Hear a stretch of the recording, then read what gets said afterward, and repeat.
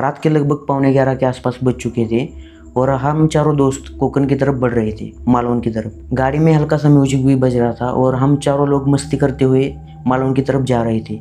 लेकिन थोड़ी देर बाद हमें ये रियलाइज़ होता है कि हम जिस रास्ते से जा रहे थे वो रास्ता हम रास्ता भटक चुके थे। हम एक राइट टर्न लेकर हम दूसरे रास्ते की तरफ जा रहे थे और हम जिस रास्ते से जा रहे थे उस रास्ते पर ना कोई बाइक थी या ना कोई ट्रक, एक आदमी तक नहीं दिख रहा था और रास्ते पर एक भी लाइट नहीं थी, सिर्फ हमारी कार की लाइट ही दिख रही थी। लगभग 2 घंटे बीत चुके थे, हम इस रास्ते से जा रहे थे। हमें लगा कि आगे जाकर कोई तो गाँव आएगा, नहीं तो कोई तो बस्ती वस्ती दिखेगी या कोई लाइट बिट दिखेगी।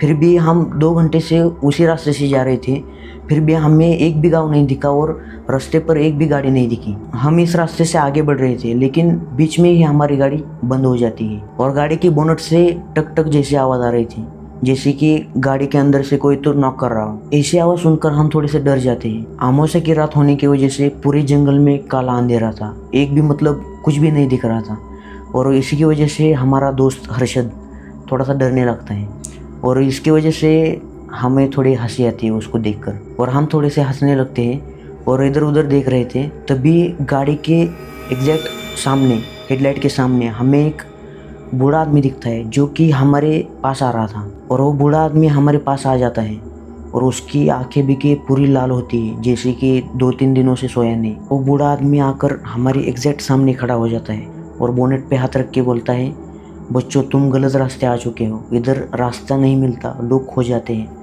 ये सुनकर हम थोड़े से डर जाते हैं। मेरा एक दोस्त समीर उससे पूछता है कि आप इतने रात गए इधर क्या कर रहे हो?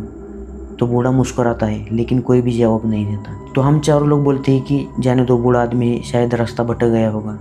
तो हम हमारे दोस्तों को कांटेक्ट करने की कोशिश करते हैं, लेकिन अजीब बात ये थी कि हमारे चारों लोगों के मोबाइल पर नेटवर्क ही नहीं था, नो सिग्नल दिखा रहा था। ये सुनकर हमारा दोस्त हर्षद रोने लग गया और वो बूढ़ा आदमी हल्की आवाज़ में कहता है कि यहाँ पर कोई किसी को ढूंढ नहीं पाता। और इतना होने के बाद बूढ़ा आदमी घूमकर वापस जंगल की तरफ चलने लगता है और अभिजीत कहता है कि शायद इधर कोई बस्ती होगी या कोई गाँव होगा, उधर जा रहा होगा ये बूढ़ा आदमी। तो हम चारों लोग उसके पीछे पीछे जाने लगते हैं। हम उसके पीछे पीछे जंगल में जा चुके होते हैं और हर्षद बोलता है कि नहीं यार वापस चलो, डर लग रहा है। लेकिन हमें ऐसा लग रहा था कि शायद कोई आगे गाँव होगा, बूढ़े आदमी के पीछे जाकर हम उधर रुक सकते हैं। लेकिन अचानक से जंगल में थोड़ी सी आवाज़ आने लगती है, इसलिए हम थोड़ा सा डर कर रुक जाते हैं। फिर बाद में हमें पता चलता है कि हवाई तेज़ थी, इसलिए झाड़ियों के पत्तों की आवाज़ आ रही थी। और इसके बाद हम थोड़ा आगे बढ़ने लगते हैं और आगे देखते हैं तो वो बूढ़ा आदमी अचानक गायब हो जाता है। तो भाई ये देख के तो हम इतना डर जाते हैं कि अभी ना हम आगे बढ़ सकते थे या पीछे बढ़ सकते थे। हम आगे बढ़ने लगते हैं और जैसे ही हमें बरगद का बड़ा पेड़ दिखता है, उस बड़े पेड़ के नीचे हम खड़े हो जाते हैं और उस बड़े पेड़ के ऊपर ऐसे खरोचे के निशान दिख जाते हैं हमें, जैसे कि कई खरोचे पुराने लगती है और कई खरोचे जैसे अभी लगाई है पेड़ को, ऐसी लग रही थी हमें। और जैसे ही अभिजीत पेड़ के ऊपर टॉर्च लगाता है तब हमें एक बोर्ड दिखाई पड़ता है और उस बोर्ड पे लिखा होता है, गलती से भी इस पेड़ के नीचे रात में कभी भी नहीं रुकना। और इतने में हमारी गाड़ी का हॉर्न अचानक से बजने लगता है, जैसे कि गाड़ी के अंदर कोई तो बैठा है और बार बार हॉर्न दबा रहा है। और ये सुनकर हमारी रूह कांप जाते हैं। हम सोचने लगते हैं कि हम सारे लोग इधर हैं, रास्ते पर भी कोई नहीं है और हॉर्न कैसे अपने आप बज रहा है।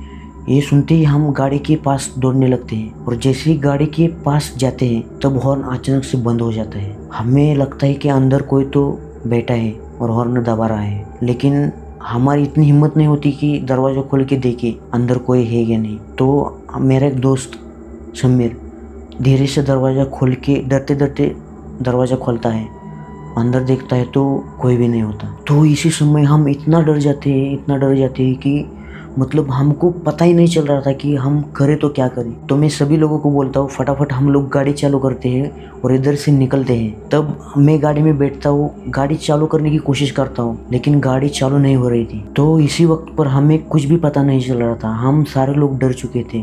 तब हम कैसे वैसे करके गाड़ी तो स्टार्ट करने की कोशिश कर रहे थे, लेकिन गाड़ी भी स्टार्ट नहीं हो रही थी।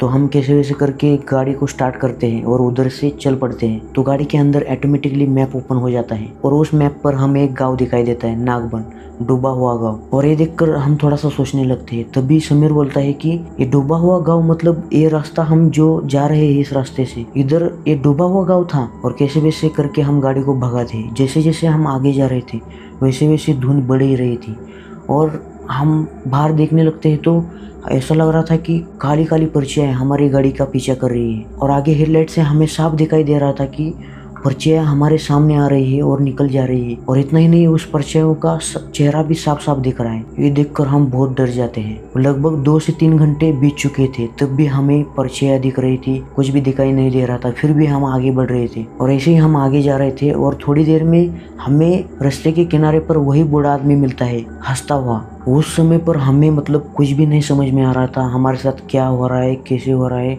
हम मतलब इतना डर चुके होते हैं कि क्या ही बताऊँ अभी मैं। हमें लगभग 2 से 3 घंटे हो चुके होते हैं और थोड़ा से हम आगे जाते हैं और हमें आगे की साइड में थोड़ी सी स्ट्रीट लाइट दिखाई पड़ती है और हम तेज़ी से गाड़ी को भगाकर हम उसी दिशा पर चलने लगते हैं। और उस लाइट के आगे जाकर हमें थोड़ा सा मतलब उधर एक गांव भी नज़दीक पड़ता है। और जैसे जैसे हम जंगल के बाहर निकलने लगते हैं तब जंगल में से अजीब आवाज़ आने लगती है। फिर भी हम कैसे वैसे गाड़ी को भगाते हैं और गांव के नज़दीक पहुंच जाते हैं। गांव के नज़दीक पहुंचने के बाद ही सारी आवाज़ें, सारी वो काली पर्चियाँ दिखनी बंद हो जाती हैं। और तभी हर्षद डर के मारे पूछता है कि क्या हम बच चुके हैं, क्या हम इस जंगल के बाहर आ चुके हैं। तभी मैं बोलता हूँ कि शायद ऐसा लग रहा है हम बच चुके हैं। तो फाइनली भाई हम इस जंगल के बाहर निकल गए थे और यही थी हमारी कहानी। मैंने सिर्फ कोकन के बारे में सुना था, ऐसी ऐसी घटनाएं उधर होती हैं, लेकिन आज जो मैंने ये खुद से देखा है ये मतलब बहुत डरावना था। और अगली बार जब भी मैं कोकन जाता हूँ तो दिन में ही सफ़र करता हूँ, नाइट में मतलब